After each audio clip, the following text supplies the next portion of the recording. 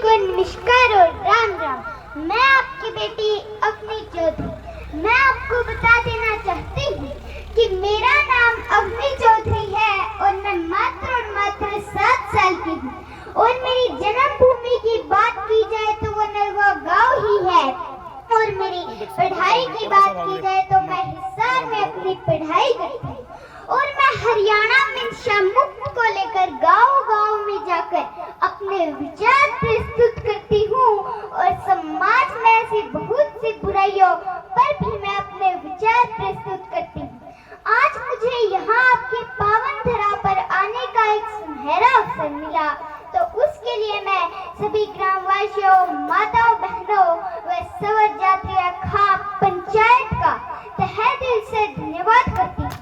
और आप बुजुर्गों की याद में बहुत ही शहराना कार्य करवा रहे हो और हमारे समाज में बहुत सी बुराइयां फैल रही है, जैसे कि मृत्यु भोज, एक गोत्र में शादी करवा लेना, बेटा बेटे को लेकर भेदभाव आदि। हमें एकजुट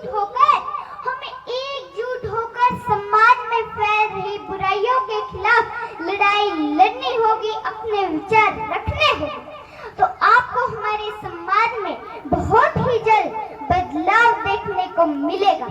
और नंबर 1 की बात की जाए तो वो होता है मृत्यु भोज, जिसके बारे में आप जानते तो होंगे। जब एक इंसान जिंदा होता है तो उसे 1 गिलास पानी तक का नहीं पूछते, उसे 2 टाइम की रोटी भी नहीं देते। लेकिन जब वही इंसान की मृत्यु हो जाती है तो उसका मृत्यु भोज करवाते हैं। मैं इसकी घोर निंदा करती हूँ। आप कोई को तो रोटी डालते हो और बोलते हो कि हमारे बुजुर्गों को मिलेगी, कि हमारे बुजुर्गों को मिलेगी। लेकिन जब वही बुजुर्ग जिंदा होते हैं तो आप उसे 1 गिलास पानी तक का नहीं पूछते, उसे 2 टाइम की रोटी भी नहीं देते। मैं इसकी घोर निंदा करती हूँ। और मैं मेरे विचारों के माध्यम से बोलना चाहती हूँ कि जितना पैसा आप मृत्यु भोज पर खर्च करते हो, उस पैसे से जब वो बुजुर्ग जिंदा होता तो उसकी सेवा में लगा देते, तो शायद आज उसकी आत्मा को शांति मिल जाती। और नंबर 2 की बात की जाए तो वो होता है दहेज प्रथा। दहेज प्रथा एक उपहार था। पहले प्राचीन काल में जब राजा महाराजाओं की बेटे की शादी होती थी तो वो अपने बेटे को एक उपहार देते थे। और धीरे धीरे ये प्रथा कुप्रथा बन गई। अब इस कुप्रथा की वजह से, दहेज प्रथा की वजह से न जाने हर रोज कितनी लड़कियों को, कितनी बेटियों को बलि देनी पड़ती है। और कोई आपसे पेन मांगता है तो आप उसे अपनी जेब से पेन देने में भी हिचकिचाते हैं। क्या आपने उन माँ बाप के बारे में सोचा है जिन्होंने अपने कलेजे का टुकड़ा 20-22 साल के आपको पाल पोस कर दे दी, और फिर भी आप बोलते हो कि ऐसा क्या दे दिया? अरे घर का खिलौना दे दिया, आंगन का चंदा दे दिया, घर का खिलौना दे दिया, आंगन का चंदा दे दिया, मन दे दिया, धन दे दिया, जो था अब तक अपना वो सब दे दिया, वो सब दे दिया। जिगर का टुकड़ा मैंने बेगानों के हाथों सौंप दिया, और घर था रोशन जिससे मेरा, उस घर का मैंने दिया दे दिया। और फिर भी मुझसे पूछते हैं कि तुमने ऐसा क्या दे दिया? और मैं लड़कियों के उन माता पिता से बोलना चाहती हूँ कि आप अपनी लड़की को दहेज मत दीजिए। आप अपनी लड़की को अच्छे संस्कार दीजिए, अच्छी शिक्षा दीजिए और उसे शिक्षित बनाएं ताकि वो अपने पैरों पर खुद ही खड़ी हो सके। और मैं लड़कों के उन माता पिता से बोलना चाहती हूँ, जब लड़के की शादी होती है तो उसे माफ करवाते हैं गाड़ी, बंगलों की और पैसों की। तो मैं उनसे बोलना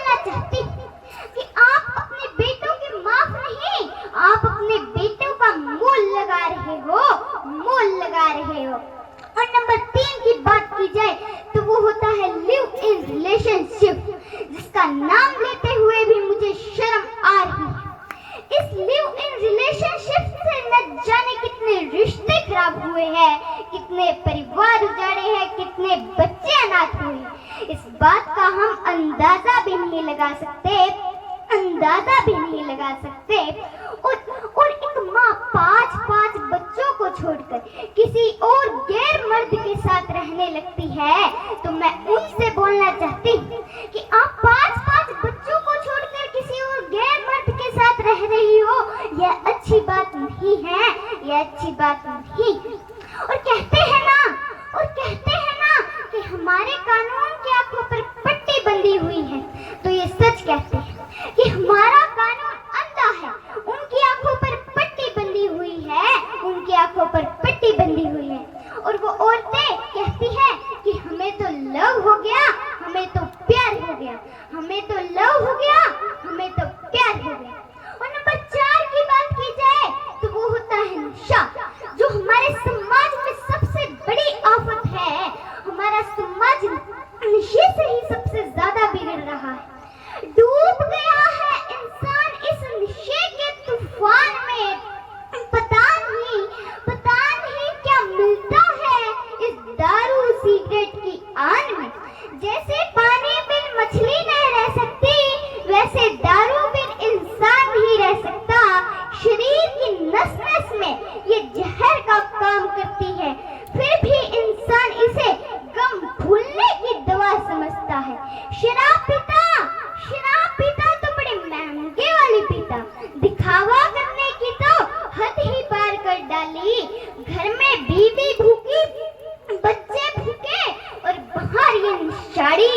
कैसा कानून है इस शासन का, आगे तो नशा मुक्ति के नारे बुलवाता है और पीठ पीछे नशे की दुकानें खुलवाता है। हमारे देश का भविष्य युवाओं पर टिका हुआ है। अगर हमारे देश की युवा पीढ़ी ही गलत रास्ते पर जाने लगी, तो निश्चित ही उनका भविष्य अंधकार में चला जा रहा है। युवाओं के हाथ में अपना व हमारे देश का भविष्य है। आज के युवा वर्ग नशे को ही अपनी शान समझने लगे हैं। शराब, गुटखा, तंबाकू, सिगरेट बड़ी शौक से पीते हैं। उनको नहीं पता कि जीवन कितना अनमोल है। वे अपना जीवन अंधकार में डाल रहे हैं। भगवान ने तुम्हें इतना सुंदर शरीर दिया है, शरीर की कदर करो, जिंदगी अच्छे ढंग से जियो, जिंदगी का आनंद लो। नशा वो दलदल है जिसमें अगर एक बार फंस जाओ तो चाहकर भी नहीं निकल पाओगे। नशे की लत से दूर रहने में ही भलाई है, वरना जीवन में कठिनाई है। नशा दौलत का नहीं, कामयाबी का रखो जिद, नशे की नहीं, मंजिल की रखो। देश के हर हिस्से में फैला है नशे का जाल। आज के युवा वर्ग हो रहे हैं नशे का शिकार। जिस युवा पीढ़ी को बनना है समृद्ध सम्मान, वही कर रही है अपना जीवन बर्बाद। नशे की लत है बड़ी बुरी, ना समझ इंसान इसे समझ नहीं पाता, बिना नशा किए रह नहीं पाता। एक दिन ऐसा आएगा कि उम्र से पहले ही मर जाओगे। देश और देशवासियों व मेरे युवा साथी, हमें नशे को जड़ से उखाड़ना होगा, तभी हमारे देश का भविष्य उज्जवल होगा। इंसान अगर ऐसे ही नशे के पीछे दौड़ता रहा तो अपने जीवन में कठिनाई पाएगा। तेरा परिवार तुझसे उम्मीद लगाए बैठा है, तो चाहकर भी उनकी जरूरतें पूरी नहीं कर पाएगा। मेरे युवा साथियों, आपकी उम्र में न जाने हमारे वीर जवानों ने देश के लिए क्या तक नहीं किया था, जान तक दे दी थी। राजगुरु सुखदेव, भगत सिंह, झांसी की रानी, उनसे सीखो, उन्हें देखो,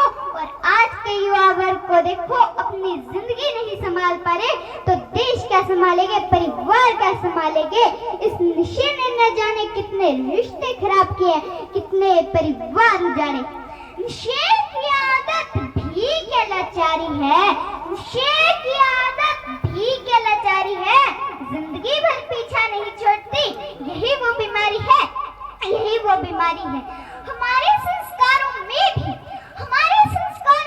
भी नशे के लिए कोई जगह नहीं। जिंदगी से प्यार करो, जिंदगी बहुत प्यारी है, जिंदगी बहुत प्यारी है। नशा कैसा भी हो बर्बादी ही लाता है, कुछ पल के लिए सुकून दिलाता है, जिस सुकून को पाने के लिए आज के युवा वर्ग अपनी जिंदगी बर्बाद कर देते हैं। मानो या ना मानो, यही सत्य है कि नशा ही सबसे बड़ा दुश्मन होता है इंसान का। कोई नशे के लिए लड़ता है तो कोई नशा करके मरता है। नशा तो वो चीज है जो परिवारों को ऐसा ही बर्बाद करता है, ऐसा ही बर्बाद करता है। मैंने जिंदगियों को बर्बाद होते देखा, मैंने उस लाचार माँ की आंखों में बहते हुए आंसुओं को देखा, मैंने उस पिता के बड़े बड़े चट्टानों जैसे हौसलों को बिखरते देखा। मैंने जिंदगियों को बर्बाद होते देखा, मैंने नई नवेली दुल्हन को विधवा होते देखा है, मैंने नन्हे मुन्ने बच्चों को अनाथ होते देखा है।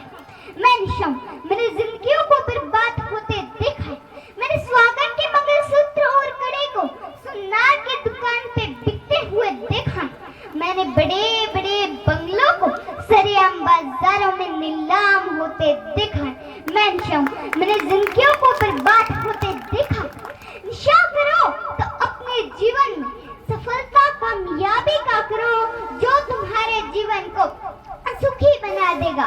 यह उम्र आपकी मेहनत लगन करने की है।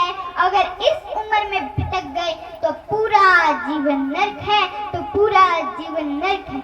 मैं यहाँ आए हुए मेरे बुजुर्गों, माताओं, बहनों सभी से कहना चाहती हूँ कि मेरे पिता तो आज इस दुनिया में नहीं रहे, लेकिन उनके वचन मुझे आज भी याद है। वो मेरी माँ को कहते कि जिस पौधे की हम उतनी ही देखभाल करेंगे वो उतना ही हरा भरा और फल देगा। वैसे ही एक बच्चे के आने वाला भविष्य भी उनके माता पिताओं के हाथ में। सबसे बड़े गुरु की बात की जाए तो वो माँ होती है। माँ में वो ताकत है जो दुनिया में किसी में भी। पिता की बात की जाए तो पिता हमारा मार्गदर्शन होता है। गुरु की बात की जाए तो गुरु हमारा शिष्य होता है। इन तीनों का ज्ञान मिल जाए तो दुनिया की कोई भी ताकत हमें हरा नहीं सकती। तो ये नशा तो क्या चीज है,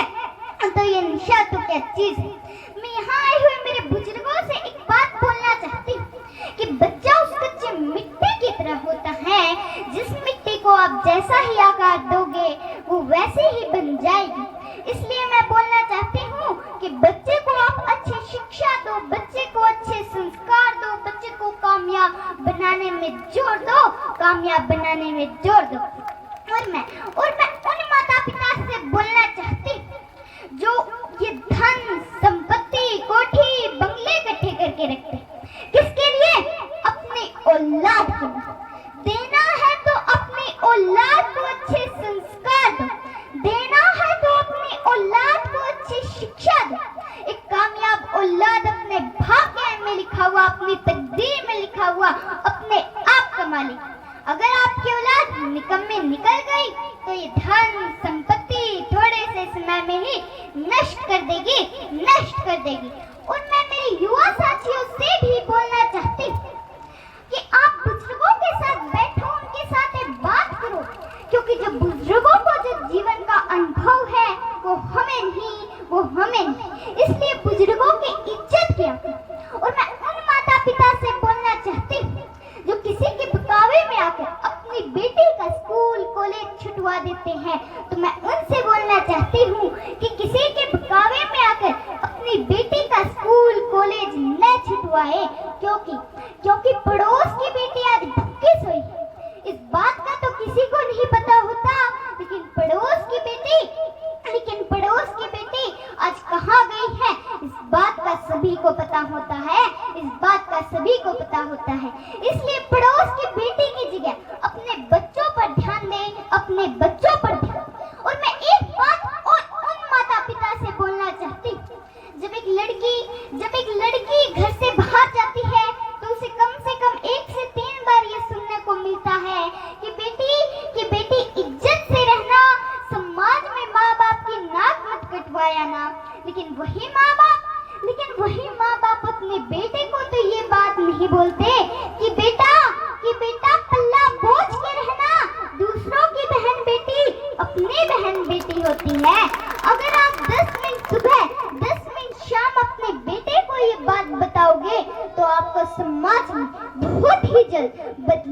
देखने को मिलेगा, बदलाव देखने को मिलेगा। किसी ने एक माँ से सवाल किया कि आपके कदमों से स्वर्ग ले लिया जाए और बदले में आपसे बोला जाए कि कुछ मांग लो, तो वो माँ बहुत ही सुंदर जवाब देती है कि मैं मेरे बच्चों का नसीब अपने हाथों से लिखने का हक मांगूं। मेरे बच्चों की खुशी के आगे मेरा हर स्वर्ग छोटा है। युधिष्ठिर ने भी माँ से बड़ा इस दुनिया में किसी को नहीं बताया। और मैं अपने विचारों को विराम देने से पहले आपको एक बात बता देना चाहती हूँ कि आज जो मैं यहाँ पहुंची हूँ, आप सभी के सामने अपने विचार रख रही हूँ, तो ये उस शख्स की बात की जाए तो वो है MS जादूगर सम्राट, जिसने मेरा बहुत ही सहयोग दिया। उनकी वजह से आज मैं यहाँ तक पहुंची। तो मैं ग्रामवासियों से बोलना चाहती हूँ कि मेरी वजह मेरे भाई MS जादूगर सम्राट को सम्मानित करे, MS जादूगर सम्राट को सम्मानित करे। और कहते हैं ना टैलेंट तो हर बच्चों में होता है, प्रतिभा हर बच्चों में होती है, लेकिन उसे निखारने की जरूरत है। वो काम मेरे MS जादूगर सम्राट भाई ने किया। और कहते हैं ना, गुरु के बिना ज्ञान के बिना कोई महान नहीं। भटक जाता है इंसान, तब गुरु ही देता है ज्ञान। तो वो मेरे गुरु और भाई दोनों ही MS जादूगर सम्राट है। तो एक बार जोरदार तालियां बजा दो। अब मैं आपका ज्यादा समय न लेते हुए अपनी पंक्तियों को विराम देना चाहती हूँ। धन्यवाद बेटी, यही रहे स्टेज पर। एक बार इस गुड़िया के लिए ताड़ियां बजाओ। और भाई इसकी माँ से यही है, 1 मिनट बेचारी बोलना तो कम में आवा है। 1 मिनट 2 मिनट